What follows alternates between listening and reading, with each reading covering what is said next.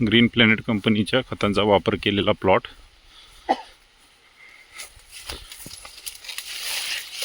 नमस्कार अप्पा. काळी आई वाचवा ग्रीन प्लॅनेट कंपनी या कंपनीमार्फत मी तुम्हाला मार्गदर्शन देण्यासाठी आलेला होतो. आणि तुमचं ऊस हे तुमचं पूर्ण नाव सांगा. गुंडप्पा मन्नप्पा राजे, गाव, तळीखेड, तालुका निलंगा, जिल्हा लातूर. लातूर.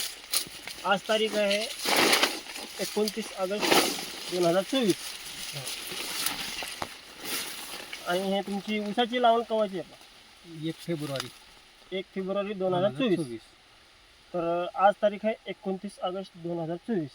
म्हणजे 7 महिने संपले. 7 महिने संपले.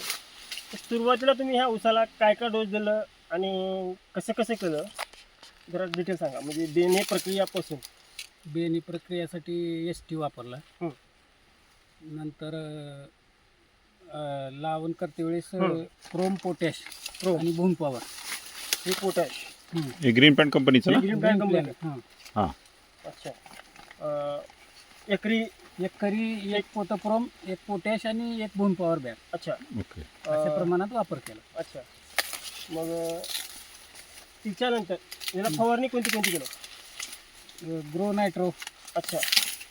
हे नायट्रो किंग, हा ग्रो हां, ग्रो आणि एक स्टिकर ठीक आहे. फवारणी.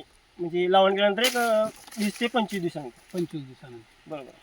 मग नंतर ना तुम्ही ह्याला दुसरा डोस जो आहे हो. किती तारखेला टाकला? 20 मेला. 20 मेला. हां तेव्हा ते बाळ भरणी करतात. हां. 20 मे. म्हणजे आता तिच्यानंतर तुम्ही फवारणी केलं का नाही केलं? त्याच्यानंतर फवारणी घेतलेली. घेतलेली नाही. नाही. मग आता ह्या ऊसाची व्हरायटी कोणती तुमची? 86-032. 86-032. म्हणजे तुमच्या ऊसाला किती फुटे झाले आता? तर मी दाखवतो तुम्हाला.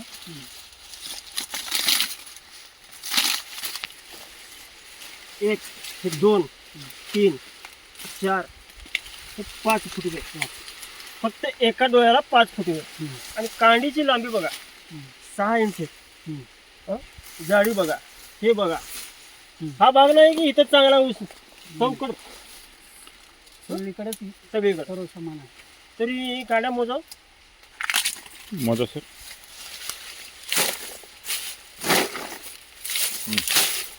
1, 2, 3, 4, 5, 6, 7, 8, 9, 10, 11, 12, 13, 14, 15 कांडी. 15 कांडी ऊस 7 महिन्याचा. म्हणजे अजून यावर्षी उन्हाळा पण भयंकर होता. हां. म्हणजे उष्णतेचं प्रमाण खूप होतं यावर्षी. बरोबर. मग त्यावेळेस तुम्ही ह्याला पाणी वगैरे तुम्हाला कसं होतं? पाणी होतं सर, पाण्याची काही कमतरता भासली नाही आपल्याला. हां. परंतु यावर्षी बरेच ठिकाणी अशी शिकायत आहे की ज्यांनी उन्हाळ्यात ऊस लावला तर त्यांचं रोप मेलं किंवा मग त्याच्यामध्ये उष्णता सहन न केल्यामुळं ग्रोथ नाही झाली. आपल्या पिकाचं कसं वाटतं तुम्हाला? नाही आपले ही झालं नाही सर, मर झालेली नाही, काही नाही. पाणी तशा प्रमाणात होतं त्याला, हां. त्याच्यामुळं मर व्हायचा कुठं काही प्रश्न उष्णतेचा पण काय नाही, प्रॉब्लेम नाही. झालेला नाही. प्रभाव पडला. आता यावर्षी जर तुम्ही बघितलात तर हे आत्तापर्यंत आता आवटीसरच्या सांगण्यानुसार तुमची 1 फवारणी आणि 2 डोस दिसतात. हां, 2. बरोबर आहे का? हां.